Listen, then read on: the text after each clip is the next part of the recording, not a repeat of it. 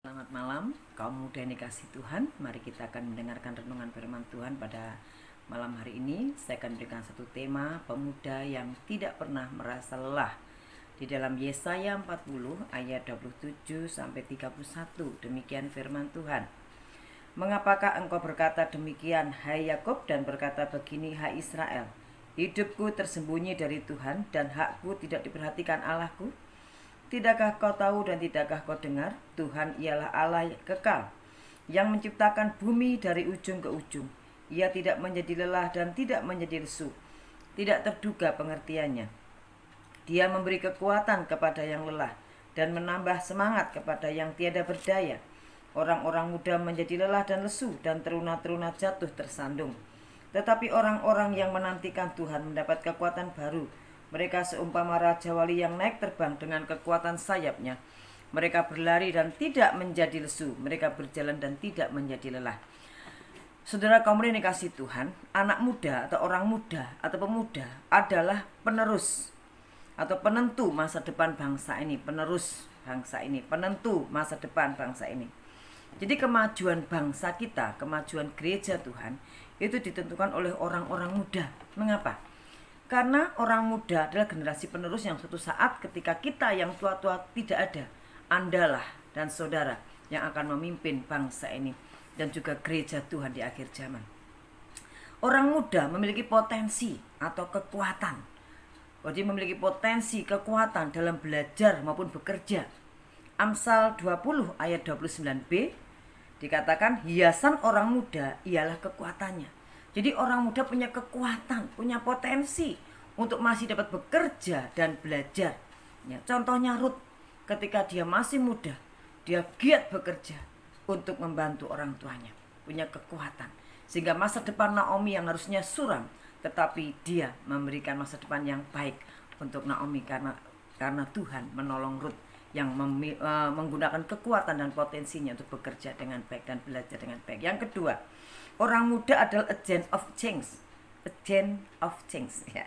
Yaitu orang muda mampu mengadakan perubahan-perubahan. Jadi orang muda itu agennya, tempatnya mengadakan perubahan-perubahan, ya. Tentu yang diharapkan adalah perubahan yang positif dan lebih baik. Jadi orang muda itu punya kemampuan untuk mengubah perubahan, mengadakan perubahan yang harusnya lebih baik, yang lebih positif, ya. Contohnya Yusuf, ya. Ia mampu mengartikan mimpi pada Raja Fir'aun dan juga waktu itu juru roti dan minum, ya. Sehingga dia dapat menyelesaikan bencana kelaparan di Mesir, ya. Dia punya hikmat dari Tuhan. Mengapa Yusuf dapat mengadakan perubahan yang positif? Karena Yusuf itu sadar akan penyertaan Tuhan dalam kehidupannya sebagai orang percaya. Kejadian 39 ayat 9 ada kata-kata demikian. Bagaimanakah mungkin aku melakukan kejahatan yang besar ini dan berbuat dosa terhadap Allah? Dia sadar Allah ada bersamanya, menyertainya. Sehingga dia diberi hikmat oleh Tuhan untuk dapat mengadakan perubahan-perubahan, agent of change. Inilah kaum muda. Yang ketiga, orang muda adalah orang yang memiliki semangat juang yang tinggi. Jadi orang muda itu punya semangat juang yang tinggi untuk meraih sesuatu. Ya, karena memiliki kekuatan roh yang menyala-nyala dalam jiwanya. Ada gejolak muda yang luar biasa sehingga dia memiliki semangat juang yang tinggi. Dalam Roma 12 ayat 11. Roma 12 ayat 11. Janganlah hendaknya kerajinanmu kendor. Biarlah rohmu menyala-nyala dan layanilah Tuhan. Ya.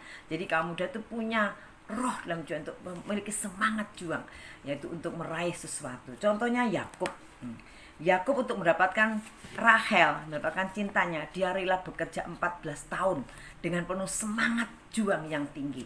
Dirasa kecil saja 14 tahun itu mendapatkan sesuatu yang diinginkannya. Demikian juga dalam Kisah Para Rasul 18 ayat 24, Kisah Para Rasul 18 ayat 24-26, di mana Apolos ini memiliki kemampuan berbicara dan sangat mahir dalam soal-soal kitab suci. Jadi dia dipakai itu untuk berbicara tentang kebenaran. Sehingga ia bersemangat mengajar tentang Tuhan. Jadi dia punya semangat karena dia punya talenta, kemampuan yang ada dalam dirinya, dia gunakan untuk mengajar orang lain. Nah, saudara kaum muda yang dikasih Tuhan, kita melihat mengapa kaum muda itu kok mengalami kelelahan. Ya, jadi dalam Yesaya tadi dikatakan ayat 30, mengapa orang muda menjadi lelah, lesu dan jatuh tersandung. Jadi ada penyebabnya mengapa anak muda nggak bisa mengadakan perubahan, nggak punya semangat juang yang tinggi, ya tidak punya apa ya? Tadi yang pertama tadi nggak punya apa? Nggak punya potensi, nggak mau menggunakan kekuatannya. Ya. Karena orang muda itu yang pertama adalah mendua hati, yaitu tidak setia. Anak-anak muda itu tidak setia ya, pada Tuhan, kurang sungguh-sungguh percaya pada Tuhan, meragukan akan kasih kuasa Tuhan, jadi mendua hati. Ya, dalam Yesaya 40:18, jadi dengan siapa hendak kamu samakan Allah, dan apa yang dapat kamu anggap serupa dengan Dia. Jadi kadang kita tidak sungguh-sungguh, orang muda itu kurang gitu ya dalam melakukan sesuatu, gitu ya, kurang gitu ya. Jadi mendua hati, ya mendua hati. Dan dikatakan dalam Yakobus pasal 1 7-8 bahwa orang yang mendua hati tidak akan tenang dalam hidupnya dan tidak akan mendapat sesuatu dari Tuhan. Jadi jangan mendua hati.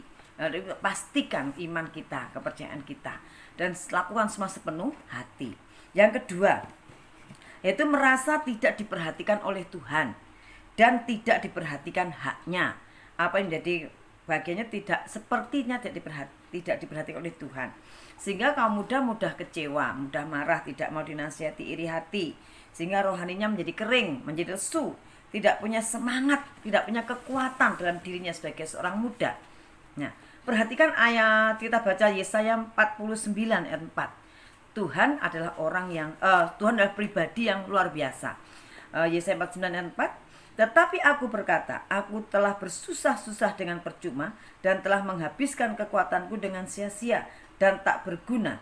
Namun hakku terjamin pada Tuhan dan upahku pada Allahku. Ini orang yang punya komitmen atau punya kesungguhan hati pada Tuhan, bahwa dia percaya walaupun dia sekarang bekerja berlelah-lelah melakukan sesuatu dengan lelah, tapi haknya pasti terjamin, upahnya itu terjamin pada Tuhan. Tuhan memperhatikan kita. Saudara kamu yang dikasih Tuhan, Tuhan yang kita sembah adalah Tuhan yang berkuasa. Tadi dikatakan tadi dalam ayat 10 tadi, Tuhan tahu keadaan kita.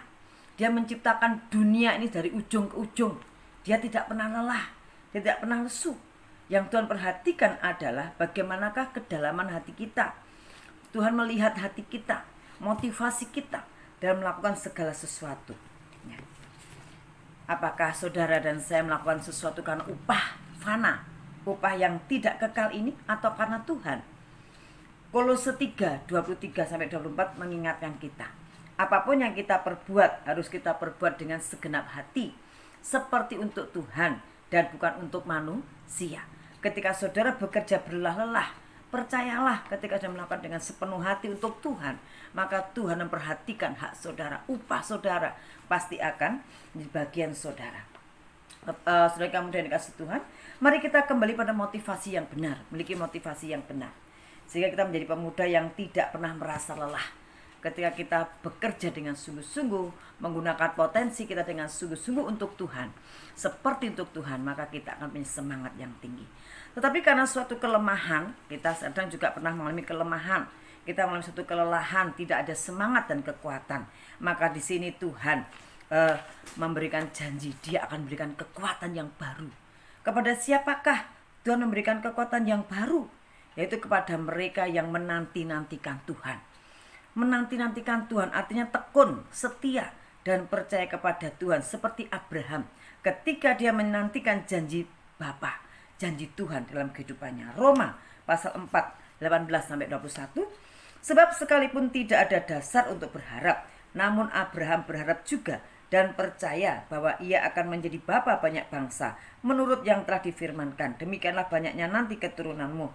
Imannya tidak menjadi lemah, walaupun ia mengetahui bahwa tubuhnya sudah sangat lemah, karena usianya telah kira-kira 100 tahun, dan rahim telah tertutup. Tetapi terhadap janji Allah, ia tidak bimbang karena ketidakpercayaan, malah ia diperkuat dalam imannya, dan ia memuliakan Allah dengan penuh keyakinan bahwa Allah berkuasa untuk melaksanakan apa yang telah Ia janjikan. Mari jadikan diri kita pemuda yang benar-benar menjadi generasi yang bermanfaat bagi bangsa ini, bagi keluarga, bagi gereja Tuhan.